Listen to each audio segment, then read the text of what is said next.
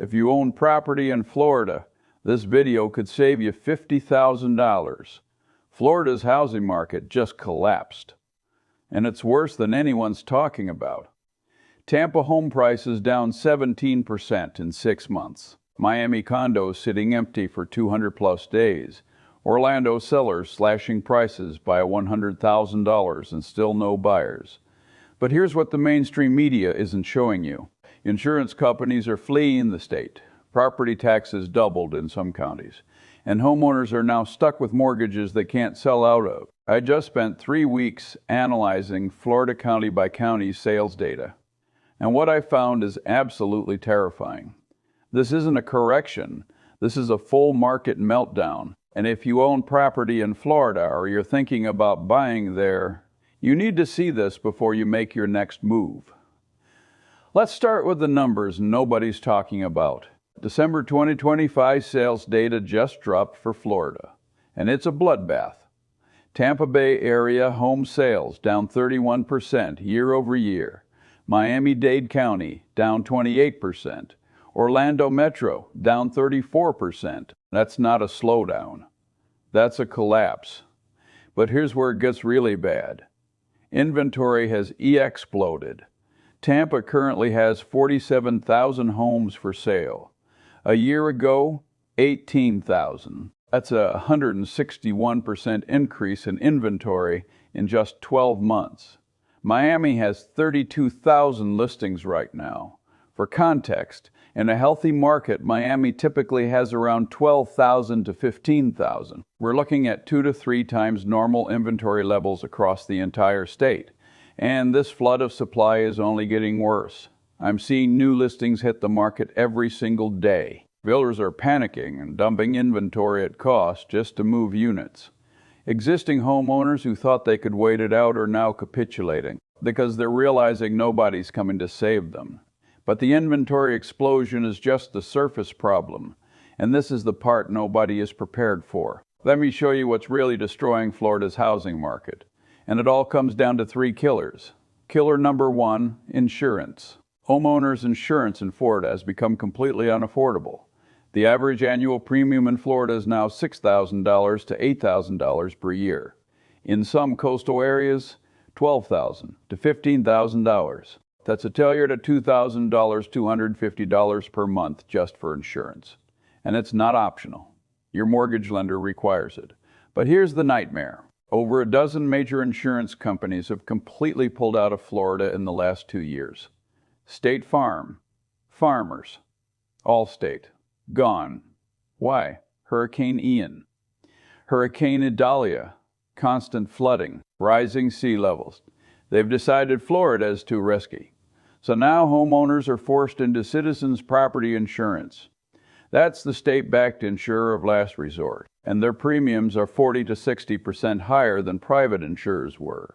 I'm reading comments from Florida homeowners saying their insurance went from $2,400 a year to $9,600 overnight. One person in Fort Myers said their insurance tripled after Hurricane Ian, and their mortgage payment went from $2,100 to $3,200 per month. They can't afford it. And they can't sell because nobody wants to inherit that insurance bill. Killer number 2, property taxes. Florida property taxes have absolutely skyrocketed. Because Florida doesn't have state income tax, they fund everything through property taxes. And after COVID, when home values shot up 50% to 80%, counties reassessed everything. Now homeowners are getting slammed. A house that was assessed at $300,000 in 2019 is now assessed at $520,000. Your tax bill just went from $4,500 a year to $7,800.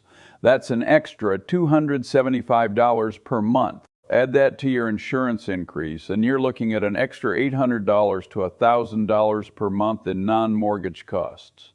A $400,000 house in Florida now costs $3,800 to $4,200 per month all in, for a house that was $2,600 per month just 3 years ago.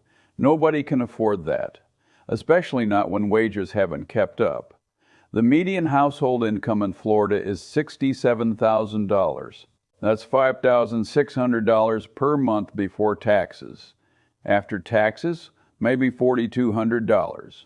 You're asking people to spend 100% of their take-home pay on housing. It's mathematically impossible. Killer number 3, climate reality. People are finally waking up to the fact that Florida is a climate risk nightmare. Hurricane season is getting worse every single year. Sea levels are rising. Flooding is constant. Areas that never flooded before are now getting hit every major storm. And here's what people don't realize until they live there. You can't get a mortgage on a property in a high-risk flood zone without flood insurance. And flood insurance in Florida, another $3,000 to $8,000 per year, depending on location. So now you're paying mortgage $2,200 property tax, $650 homeowner insurance, $700 flood insurance, $400 HOA fees, $300 total, $4,250 per month. For a house that's actively losing value, who in their right mind is buying that? And the data proves it. Buyers have completely left the market. Mortgage applications in Florida are down 41% year over year. People are walking away from contracts at record rates. In Miami alone, over 2,300 contracts were canceled in December. Buyers are using inspection reports as escape clauses, finding any excuse to back out because they realize they can't afford the total cost of ownership. And sellers are stuck. I'm seeing homes that have been on the market for 250 days, 300 days, some over a year. One listing in Sarasota has been active for 487 days. The seller has dropped the price 4 times, from $875,000 down to $679,000. That's a $196,000 price cut. And still no offers, because at $679,000, your monthly payment with insurance and taxes is still $5,200. Nobody making Florida wages can afford that. Now let me show you the builder panic, because this is where you can see the market breaking in real time. Lennar, D.R. Horton, and Pulte are slashing prices across Florida. New construction homes in Orlando that were listed at $450,000 in early 2025 are now $385,000. That's a 14% price cut in less than a year, and they're throwing in insane incentives on top of that. Free upgrades worth $40,000, paying all closing costs, offering 5% mortgage rate buydowns, covering HOA fees for the first year. And even with all of that, sales are still slow. Why? Because buyers have figured out the math.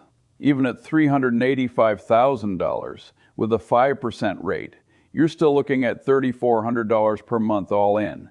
It's still unaffordable. And here's the scary part. Builders have to keep cutting. They have debt obligations, shareholder expectations, land they've already paid for. They can't just sit on inventory like a regular homeowner. So they're going to keep slashing prices until they find buyers. And that's going to drag the entire existing home market down with them. Because why would anyone buy a 15-year-old house for $420,000 when they can get a brand new build for $385,000 with a 5% rate and $40,000 in upgrades? They won't. So existing sellers are going to be forced to follow builders down, or they're going to sit on the market forever. So what happens next? Let me give you my prediction for Florida in 2026. Prices are going to drop another 12% to 18% by the end of the year. Tampa and Orlando will lead the decline. I'm predicting 20% to 25% drops in those metros. Miami will be slightly more resilient because of international buyers, but still down 12 to 15%. Jacksonville, Fort Myers, Sarasota, all seeing 15 to 20% declines. And the pain is going to be concentrated in 2 groups. People who bought in 2021 and 2022 at the peak. They're going to be underwater, owing more than their house is worth. And investors who bought rental properties thinking they could Airbnb them. Short-term rental regulations are tightening. Occupancy rates are down. They're losing money every month. A lot of those properties are going to flood the market as distressed sales. Now here's what you should actually do if you're in Florida. If you're thinking about buying in Florida right now, don't. Wait, I'm serious. Wait until late 2026 or early 2027. Prices are going to be 15 to 20% over winter.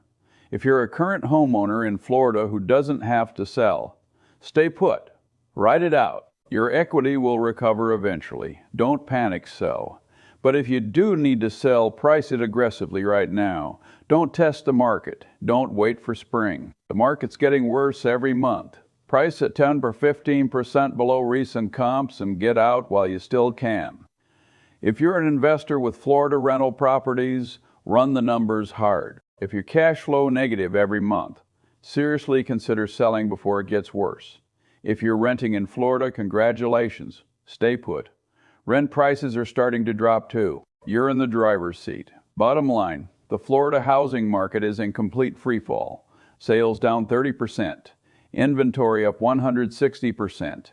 Insurance unaffordable. Taxes skyrocketing. Climate risks becoming undeniable. And prices still have 15% to 20% left to fall. This isn't a correction. This is a crash. And most people won't realize how bad it is until they try to sell and realize nobody's buying. But you know now. You're ahead of the curve. Now I want to hear from you. Drop a comment and tell me, what city in Florida are you in? Are you seeing this crash in your neighborhood? How long are houses sitting? Are prices dropping? I'm reading every single comment. Let's map this out together. And if this video just saved you from making a $50,000 mistake in the Florida market, hit that subscribe button right now, because I'm going to be tracking this Florida crash week by week as it unfolds. See you in the next one.